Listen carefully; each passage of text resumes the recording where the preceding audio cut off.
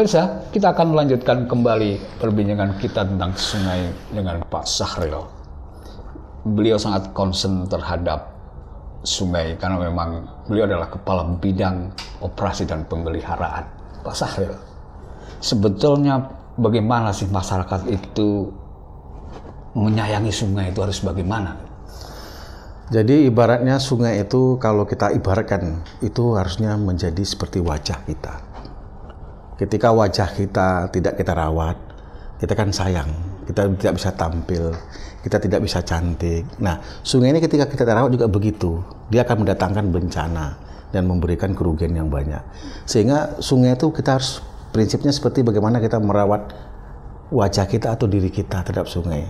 Jadi sungai bukan lagi tempat yang selama ini tempat buang sampah, tempat segala macam. Tidak bisa lagi. Sungai itu harus kita jaga, harus kita pelihara karena sungai itu menjadi sumber kehidupan mulai dari hulu sampai ke hilir. Jadi kalau kita tidak melakukan perawatan, tidak melakukan menjaga sungai itu, sama saja kita tidak menjaga diri kita. Jadi kita berpesan bahwa sungai kita umpamakan seperti wajah kita atau seperti diri kita sendiri, harus kita tanpa disuruh orang harus kita rawat gitu. Sebetulnya di dalam sungai itu ada nggak nilai keekonomiannya? Kalau warga itu terlibat mengelola, kira-kira gitu, atau barangkali sudah terjadi, ada yang sudah terjadi, ada nggak nilai keekonomiannya untuk warga kalau warga itu mencintai sungai? Luar biasa sebetulnya ketika ini sungai ini kan menjadi, kalau kita ibaratkan dulu sungai itu kan peradaban, di mana itu dulu mulai kehidupan di mana-mana di dunia itu berawal dari sungai. Di mana perekonomian tumbuh dari sungai, di mana kebudayaan itu tumbuh dari sungai. Nah, kalau sungai kita pandang untuk ekonomi, sungai itu bisa dipakai ketika dia sudah baik, kita bisa melakukan untuk rekreasi. Kita bisa untuk komunitas ketika kita mau memelihara ikan. Kita bisa memakai untuk nanti kegiatan-kegiatan masyarakat di dalam sungai itu. Nah, sehingga dampaknya cukup luar biasa ketika kita melakukan perawatan sungai. Jadi kita berharap kepada masyarakat bahwa sungai itu bisa kita lihat dari segi apa saja. Dari segi ekonomi bisa, dari segi sosial bisa, dari segi budaya juga bisa di sana. Bagaimana kita memandang bahwa kepentingan kita terhadap atau kebutuhan kita terhadap sungai tersebut gitu. Jadi memang kita berharap sungai itu harus dan wajib kita lindungi untuk kita sekarang dan anak cucu kita yang akan datang gitu. Nah, ini satu lagi Pak Syahril. Beberapa waktu yang lalu kita dikejutkan oleh bencana yang menurut saya menjadi luar biasa dan di-cover oleh media nasional tentang kejadian yang ada di salah satu sungai di tempat kita ini.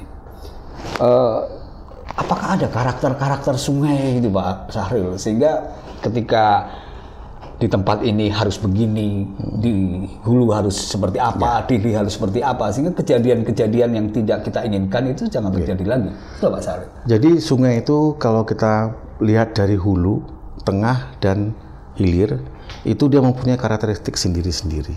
Ketika dia di hulu, dia berbentuk V.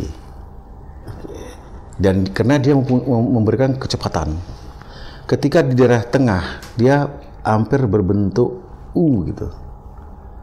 Nah, itu potensi untuk kegiatan kita, sungai-sungai kita berpotensi untuk banjir di sana. Karena banyak aktivitas tambahan di sana. Dan ketika udah sampai ke hilir, dia cenderung ceper. Nah, inilah titik-titik rawan kita ini berada sebetulnya di daerah tengah dan di daerah hulu. Sehingga kita penanganannya harus bagaimana supaya sungai-sungai kita yang di daerah tengah dan hulu itu betul-betul kita siapkan kapasitas sungai yang mampu menampung aliran sungai ketika terjadi banjir sampai bisa mengalirkan ke daerah hilirnya. Nah, di daerah hilir itu cenderung kalau sungai ini berakhir ke laut. Di laut itu terjadi penumpukan pasir di muara-muara sungai. Nah, itu juga cenderung ketika terjadi penumpukan pasir, dia akan menghambat kecepatan sungai masuk ke laut. Dan ketika ada banjir, dia menjadi bottleneck di sana. Atau ketika air pasang, dia masuk ke sungai kita. Dan sungai kita yang landai itu membuat tidak cukup menampung volume air yang masuk, sehingga dia bisa mengembang, bisa mengalir ke kanan kiri daripada sungai. Nah, palung sungai itu kita siapkan untuk itu. Ketika ada air banjir dan melebihi daya tampung sungai, di palung-palung sungai inilah nanti bisa ditampungnya. Gitu. Dan peran masyarakat penting di situ ya. Ada nggak contoh di masyarakat Jogja yang sudah melakukan tanda kutip pengelolaan sungai secara baik gitu sehingga dia dapat sisi keekonomian, keamanan juga? Saya kira di sungai-sungai kita yang di kota, Sungai Code, Winongo dan Gajah Wong itu sudah kreativiti masyarakat itu sudah cukup lumayan dan bagus. Yang tadi sampaikan di awal sudah mempunyai prestasi nasional. Beberapa komunitas sungai kita, mereka sudah bisa memanfaatkan sungai kita, sudah bisa menanam ada menanam ikan sekarang gitu, bisa untuk pariwisata. Itu semua dikelola oleh komunitas-komunitas sungai yang ada di sepanjang sungai kita yang ada yang di kota tadi, yang di Gajah Wong, Code dan Winongo tadi. Dan kita berharap mungkin kepedulian terhadap teman-teman yang ada di tiga sungai itu bisa diambil atau dicontoh oleh sungai-sungai kita yang berada di sekitar mereka begitu. Jadi sudah banyak, Jogja ini terkenal dengan komunitas sungainya, dan sudah gaungnya sudah sampai tingkat nasional dan kadang-kadang internasional. Beberapa kunjungan internasional langsung mereka ke sungai-sungai yang sudah berhasil gitu di kota Yogyakarta terutamanya. Nah, sehingga kita memberikan salut kepada teman-teman kita yang ada di komunitas sungai yang sepanjang sungai-sungai yang sudah berperan aktif di dalam menjaga sungai dan memanfaatkan sungai untuk kepentingan sosial, ekonomi dan lain-lainnya. Artinya sungai sangat bermanfaat untuk masyarakat. Iya, sangat bermanfaat. Dan peran masyarakat menjadi kunci juga. Kunci, karena yang tahu kondisi itu adalah masyarakat, karena mereka yang tinggal, yang melihat sehari-harinya. Sehingga peran masyarakat itu dituntut sangat aktif. Ketika ada perubahan, ada masalah sungai yang muncul, misalnya ketika di tebing sungai akan kelihatan longsor, kita kan tidak bisa memerintah, karena sepanjang sungai ini banyak sungai-sungai kita yang harus kita awasi. Masyarakat inilah yang menginformasikan ke kita, ini rawan, ini sungainya sudah dangkal, ini sungainya perlu dikeruk, ini sungainya perlu diperhatikan. Ya, peran masyarakat itulah yang banyak yang memberikan input kepada kita pemerintah dalam rangka merestorasi sungai itu. Kalau yang melanggar, Pak, ada nggak punishment untuk masyarakat yang barangkali karena ketidaktahuannya?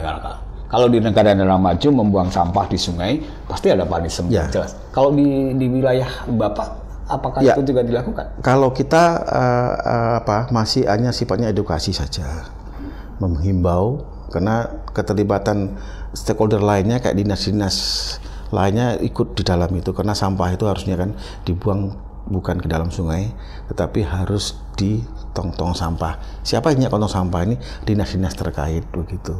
Nah, tetapi di kalangan masyarakat di komunitas sungai itu sudah mempunyai sanksi-sanksi tadi. Kami pernah mendengar ketika ada masyarakat membuang sampah dan masyarakat tidak tahu, tapi mereka di sana sudah masang CCTV. Nah, CCTV itulah nanti yang melihat hari ke hari, day to day, siapa yang melakukan pembuangan sampah, dan itu diekspos di masyarakat, sehingga ada beban moral kepada masyarakat untuk tidak melakukan hal yang sama. Kadang-kadang mereka juga sepakat dengan masyarakat sana, kita buat denda, mungkin bisa memakai denda rupiah. Dan ketika ada yang melanggar dibayar dan uang itu dikumpulkan untuk kegiatan sungai-sungai itu nanti di sana itu.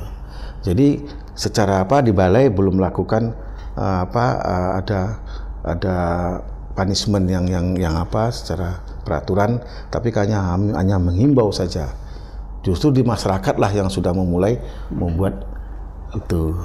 Kalau pemanfaatan sepadan sungai itu dibolehkan nggak sih, Pak? Boleh. Jadi di dalam Permen 28 tahun 2015 itu ada hal-hal yang dibolehkan di dalam sepadan sungai.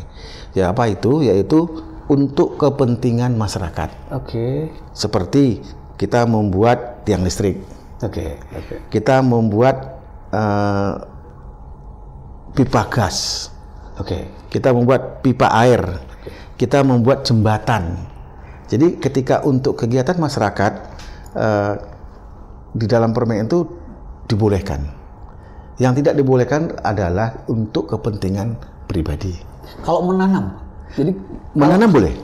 oh ya, tadi kan masyarakat kan biasanya melihat itu ada ruang yang bisa dimanfaatkan. Oke. Dan sungai saya kira biasanya di sepanjang sungai itu subur tanahnya, Ya. karena ada tanah yang mengandung humus yang luar biasa. Itu Oke. bagaimana itu peraturan? Boleh. Jadi menanam itu saya bilang boleh tadi apa? Jadi ada jenis tanaman kita itu yang memang dikategorikan tanaman semusim, tanaman jangka panjang. Yang dibolehkan itu adalah tanaman semusim. Misalnya kita mau nanam bunga, kita mau nanam cabai, kita mungkin mau nanam sayur-sayuran, itu boleh. Oke. Karena itu tidak menghambat kecepatan air ketika air banjir. Oke. Yang tidak dibolehkan tuh kalau ketika kita membangun rumah permanen, Oke. membangun warung, kos-kosan yang nantinya ketika ada banjir itu membuat terhambatnya laju air sampai ke hilir gitu. Tapi pertumbuhan penduduk yang semakin cepat itu pada akhirnya juga akan mengalami pengurangan lahan Ya. untuk permukiman. Nah, bagaimana Balai Besar itu mengantisipasi permasalahan ini? Ini ada kalau di Kementerian PUPR ada Dirjen Cipta Karya yang sudah membuat program tersebut. Di beberapa sudah dibuatkan.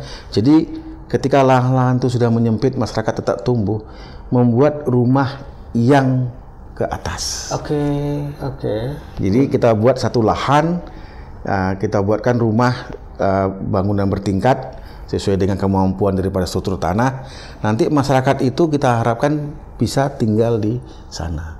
Jadi masyarakat tidak usah lagi tinggal di sepanjang sepadan sungai, tetapi sudah bisa ditempatkan dan itu ada di beberapa lokasi di Yogyakarta yang memang rumah itu dipakai untuk masyarakat yang memang sudah tidak bisa lagi, yang tidak punya lahan tapi tetap bertambah. Dan itu program PUPR sudah banyak di sana. Dan itu terbukti sangat mengurangi dampak pencemaran, perusakan lingkungan sungai. Ya. Atau karena apa? Ya, karena memang satu lahan yang tidak ada. Kedua, kita lebih mudah memberikan pelayanan kepada masyarakat. Kita seperti contoh kayak kita harus membuang limbah rumah tangga. Itu dengan siapkan tempat-tempat yang khusus, kita bisa mengolah dulu. Setelah itu baru kita buang ke sungai. Nah, sehingga kita lebih mudah memonitor, lebih mudah memberikan edukasi kepada yang ketika mereka berkumpul di suatu tempat yang banyak gitu, ketimbang kita memberikan edukasi ke satu-satu orang yang memang menyebar gitu. Nah, sehingga pemerintah akan selalu memberikan ketika ada usulan dari pemerintah nanti untuk membuatkan rumah yang sifatnya sudah ke atas, itu yang diharapkan ke depannya, terutama di kota-kota padat di daerah Jogja kita ini. Oke, pemirsa, mencintai sungai adalah mencintai kehidupan. Untuk mengetahui lebih banyak lagi setelah jeda iklan berikut ini.